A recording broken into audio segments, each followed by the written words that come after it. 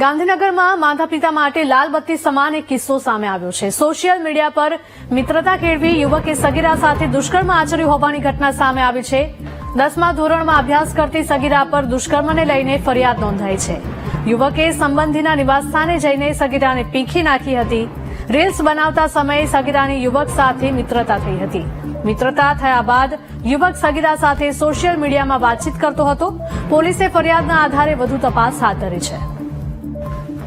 સંવાદદાતા મેહુલ જોડાયા છે। મેહુલ, જણાવશો કે સોશિયલ મીડિયામાં વાતચીત કર્યા બાદ યુવકે 10મા ધોરણમાં અભ્યાસ કરતી બાળકી પર દુષ્કર્મ આચર્યું હતું। બિલકુલ વાત કરવામાં આવે તો સેક્ટર 21 પોલીસ મથકની અંદર આ ફરિયાદ નોંધાઈ છે। ધોરણ 10ની અભ્યાસ કરતી સગીરા જે છે સોશિયલ મીડિયાનું વર્ણન હતું અને તેમાં જ એક યુવક સાથે તેનો સંપર્ક થયો હતો। આ યુવકે જે છે તે સગીરા સાથે દુષ્કર્મ આચર્યું છે।